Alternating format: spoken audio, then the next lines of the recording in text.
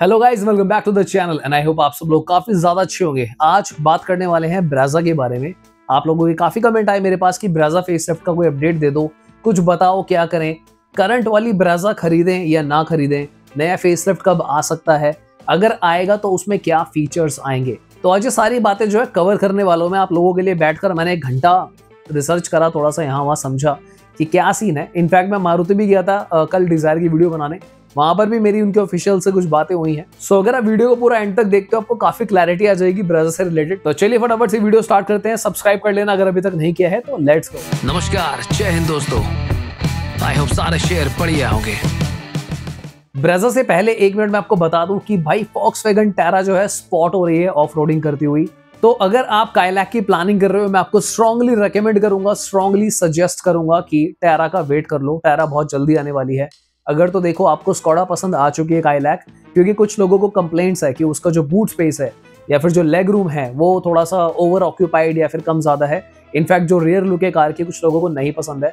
अगर आप उनमें से कोई एक हो तो VW टैरा का वेट करो। टैरा ऑलमोस्ट सेम ही चीज है भाई, सेम चीज बिल्कुल, लिटरली कोई भी फर्क नहीं होने वाला है। बस जो कार का आउटर लुक है पूरा चेंज होगा, क्योंकि आपको पता है फॉक्सवैगन अपने तरीके से चीजों को करते हैं। जैसे कुशाक है और टाइगुन है, दोनों देखने में अलग अलग है पर एक ही चीज है, एक ही प्लेटफॉर्म है, इंजन है, वही चीज होने वाली है। सो मैं आपको रेकमेंड करूंगा कि काइलैक के लिए जल्दी ना करके टैरा का वेट करो, अदरवाइज आपकी चॉइस है। तो बात करते हैं फटाफट से ब्रेजा फेसलिफ्ट की कि अगर फेसलिफ्ट आता है तो क्या क्या फीचर्स इसके अंदर आ सकते हैं।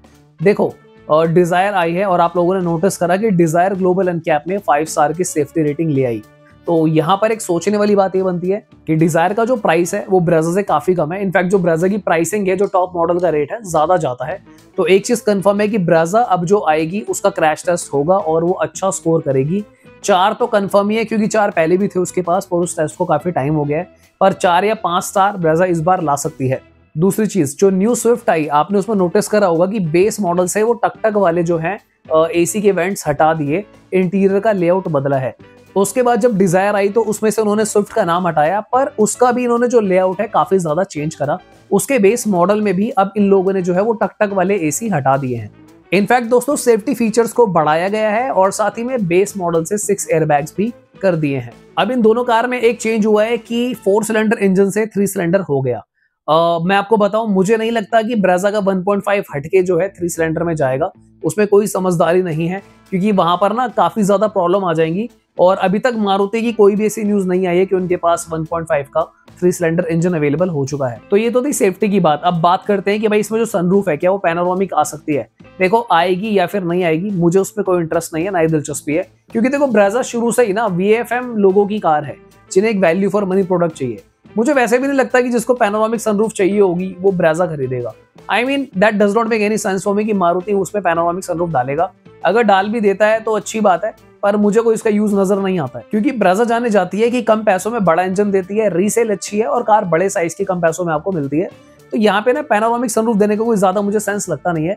वेंटिलेटेड सीट्स इनको डेफिनेटली देनी चाहिए, वो दे सकते हैं। Other than that majority of the features जो है ब्रेजा में ऑलरेडी अवेलेबल है। एक ऑटो पार्किंग रह गया, हैंड ब्रेक जो होता है आपका, और साथ ही में इलेक्ट्रिक सीट हाइट एडजस्टमेंट। मुझे उनकी भी कोई खासा जरूरत ब्रेजा में नजर नहीं आती है, क्योंकि उससे प्राइस बढ़ेगा ही बढ़ेगा। बात करते हैं और इंपॉर्टेंट चीज की, जो करंट में ब्रेजा ऑलरेडी आ रही है, अभी जो विटारा ब्रेजा है, इसी को ले ले अर्बैनो के साथ, या फिर हम वेट करें ब्रेजा फेसलिफ्ट का। देखो मैंने अपनी पुरानी वीडियोस में कई बार आपको एक बात बोली है कि ये टोटली ना सब्जेक्टिव चीज है और आपकी साइकोलॉजी के ऊपर है।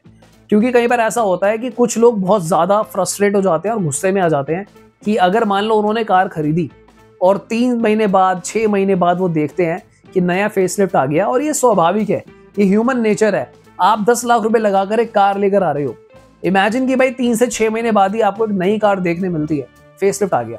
तो यहाँ पे बहुत मतलब बंदा बुरा फील करता है और काइंड ऑफ वो ये भी सोचता है कि मेरी कार की रीसेल मार्केट भी गिरेगी, क्योंकि जब नया वेरिएंट आता है, फेसलिफ्ट आता है, तो पुरानी वाली का रेट भी थोड़ा सा कम हो जाता है। तो मैं आपको यही बोलना चाहूंगा कि अगर तो ये वाली ब्रेजा आपको लेनी भी है ना, आपको अच्छी भी लगती है, तो मेजर डिस्काउंट का वेट करो, क्योंकि जब नई ब्रेजा आएगी ना तो पुरानी वाली पर डिस्काउंट डेफिनेटली आएगा।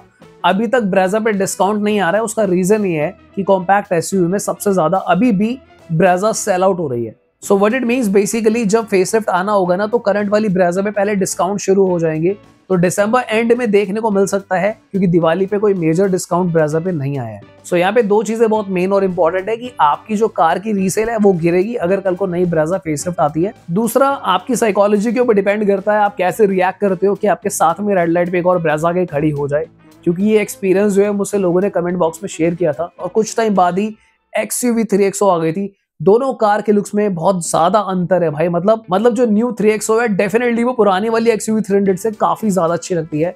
इनफैक्ट अगर अपर वेरिएंट्स की बात करें तो इंटीरियर्स भी टोटली चेंज थे। वहां पे लोग बहुत ज्यादा अपसेट हुए थे।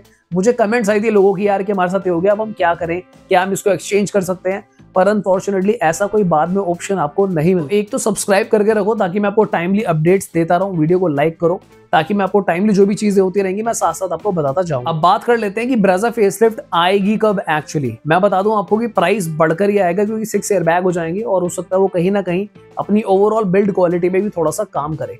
यहाँ पर मैंने एक रैंडम रिसर्च कर रहा था बैठा हुआ, और मैंने सबसे पहले चेक करा कि सोनेट कब आई थी और सोनेट फेसलिफ्ट कब आया, वेन्यू कब आई थी, वेन्यू फेसलिफ्ट कब आया। और यहाँ पे मेरे को जान के थोड़ी सी हैरानी हुई कि जो डिफरेंस है सोनेट और वेन्यू फेसलिफ्ट के आने का 3 साल का है, यानी कि कार लॉन्च होने के एग्जैक्ट 3 साल बाद जो है इनका फेसलिफ्ट आ गया था। पर मैंने एक अजीब सा पैटर्न नोटिस करा जब मैंने टाटा, मारुति और साथ ही में महिंद्रा की कार्स को चेक करा। अगर आपको याद होगा जो पहली ब्रेजा थी उसके बाद एक बीच में ना एक और ब्रेजा आई थी 2020 में, उसमें थोड़े से कॉस्मेटिक चेंजेस करे थे, LED लाइट्स इंट्रोड्यूस करी थी और मतलब बहुत मेजर चेंज नहीं थे, हल्का सा ग्रिल वगैरह को चेंज किया था, कॉस्मेटिक चेंज किया था। वही सेम चीज नेक्सॉन में भी हुई थी, जो सबसे पहली नेक्सॉन थी। उसके बाद एक और नेक्सॉन आई थी, काइंड ऑफ फेसलिफ्ट थी वो भी, उसमें भी स्लाइटली कॉस्मेटिक चेंज करके जो लाइट्स थी थोड़ी सी चेंज करी थी। बट उसके बाद जो मेजर चेंज हुआ जहां पे पूरी कार बदल जाती है, पुरानी नेक्सॉन वर्सेस न्यू नेक्सॉन, उसके चेंज में तकरीबन 5 साल का गैप है और तकरीबन 5 से 6 साल का गैप ही ब्रेजा में है, जब कंप्लीट बॉडी और पूरा सब कुछ चेंज हो जाता है। और यही चीज मैंने XUV 300 में भी नोटिस करी। 300 और 3XO के एग्जैक्ट पूरी बॉडी वाली चेंज होके कार आने में जो है तकरीबन 5 साल के आसपास का ही फर्क है। तो देखो, अगर इनके ट्रेंड्स को देखते हुए चले तो कायदे से तो लॉजिक ये बनता है कि अभी फिलहाल ब्रेजा में ना कॉस्मेटिक चेंजेस होने चाहिए, ना कि पूरी कार चेंज होके आनी चाहिए। इनफैक्ट जो भी फोटोज, पिक्चर्स सरफेस पे घूम रही है ना, ये सारी कुछ AI से बनी हुई है, कुछ मतलब जबरदस्ती बनाई हुई है। कोई भी official website, media house, Maruti के ऑफिशियल में कहीं से कोई अपडेट ऐसा नहीं आया। इनफैक्ट जब मेरी भी बात हुई मारुति के ऑफिशियल से, तो उन लोगों ने भी मुझे ऐसा कुछ नहीं बताया कि हमारे पास भाई कोई अपडेट नहीं है कि ब्रेजा का कोई फेसलिफ्ट आने वाला। सो जनरली किसी चीज को प्रेडिक्ट करने का ना डेटा ही सोर्स होता है। अगर डेटा बेस्ड बात करें तो 2022 जून में विटारा आई थी, नई वाली ब्रेजा जो है अपनी, तो उसके अकॉर्डिंगली अगर मैं 4 से 5 साल का फ्रेम देख के चलता हूं तो 2026 में पूरी चेंज वाली ब्रेजा आनी चाहिए। अभी करंटली हो सकता है कि कॉस्मेटिक चेंजेस होके या फिर 6 एयरबैग लगकर ब्रेजा आपको देखने को मिल जाए, जिसमें इसका ग्लोबल एनकैप टेस्ट मारुति करवा दे। और ज्यादा से ज्यादा ये हो सकता है कि वो जो AC की यूनिट है उसको बेस मॉडल में वो डिजिटल AC लगाकर आपको दे। पर अगर अब मारुति जो है बिल्कुल आक्रामक मोड पे आता है और वो हुंडई और किया की स्ट्रैटेजी को अडॉप्ट करता है, तो उस हिसाब से तो भाई 3 साल के अंदर यानी कि 2025 में ही आपको फेसलिफ्ट का अपडेट देखने को मिल जाना चाहिए। अब आप सोच रहे होंगे कि यार आपने एक बात तो बताई नहीं। देखो, मैंने एक बात आपको इसलिए नहीं बताई क्योंकि मैं झूठ नहीं बोलता अपने चैनल पे। यहाँ पर अगर मैं डेटा के अकॉर्डिंगली देखूं, जैसा एक्चुअली में मारुति ने, टाटा ने, महिंद्रा ने अभी तक करा है, तो उसके हिसाब से तो भाई 1-1.5 साल बचता है। पर ट्रेंड चेंज हो रहा है तो कॉस्मेटिक अपडेट्स के अकॉर्डिंगली, क्योंकि आपको पता है मैंने ये भी बताया कि ब्रेजा भी बीच में चेंज हुई थी और नेक्सॉन भी चेंज हुई थी एक मेजर अपडेट से पहले। तो अभी जो टाइम है वो मेजर चेंजेस का नहीं होके माइनर चेंजेस का है, जहां पर हो सकता है थोड़ी थोड़ी सी लुक्स चेंज हो जाए। तो अब लेट्स सी कि आने वाले दिनों में क्या होता है। बाकी दोस्तों, आपको क्या करना चाहिए, तो मेरे अकॉर्डिंगली तो रुकना थोड़ी समझदारी हो सकती है, बिकॉज आपने वो कहावत सुनी होगी कि हाथी निकल गया पूंछ बची है बस। तो यहाँ पर अगर देखा जाए कि 3-4 साल में अगर फेसलिफ्ट आता भी है तो अभी आप बिल्कुल एंडिंग के ईयर्स में हो, तो 2025 का मिड या फिर 2025 का एंड, क्योंकि 2026 की शुरुआत या 2025 का एंड ऑलमोस्ट एक ही बात हो जाती है। सो अगर आपको अपने पैसे को बिल्कुल VFM बनाना है, अगर आप डेफिनेटली चाहते हो कि यार आपकी जो ब्रेजा है बेस मॉडल से 6 एयरबैग्स लग कर आए या फिर जो VXI में भी 6 एयरबैग्स आ जाएं, तो डेफिनेटली उसके लिए आपको कहीं ना कहीं रुकना समझदारी होगी। अदरवाइज देखो, कार इंडस्ट्री, ऑटोमोबाइल इंडस्ट्री एक ऐसी चीज है ना जो किसी के लिए नहीं रुकती। इनफैक्ट जिन लोगों ने टाटा नेक्सॉन खरीद ली थी उसके कुछ टाइम बाद 3XO आ गई, जिन्होंने 3XO खरीद ली अब स्कोडा काइलैक आ गई। सोचो कहां तक जाओगे आप। अब काइलैक आ गई, जिन्होंने काइलैक बुक कर ली और काइलैक ले ली तो VW टारा भी आने वाली है। So you have to definitely decide कि आप कहां पर रुककर एक स्टेप लेना चाहते हो, क्योंकि ये चीज तो है भाई बहुत अग्रेसिव हो गई है, ये बढ़ती जाएगी।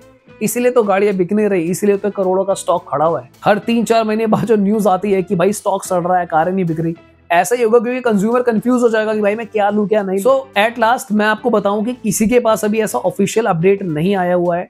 मैंने आपको बेस्ट प्रेडिक्ट करके बताया है डेटा के अकॉर्डिंगली, जैसा जैसा हमारे जो पास्ट में कार्स का फेसलिफ्ट आया है, तो यही एक एक्यूरेट ट्रेंड है। तो अगला ट्रेंड ये बनता है फिलहाल कि हो सकता है कॉस्मेटिक चेंज ब्रेजा में हो जाए, जिसमें 6 एयरबैग और एसी का लेआउट चेंज हो जाए। अदरवाइज अगर फेसलिफ्ट आना होगा तो इतना तो मैं आपको कंफर्म बता दूं कि हमारे चैनल पे आपको कम से कम भी 2 से 3 महीने पहले ऑफिशियल अपडेट मिलने शुरू हो जाएंगे।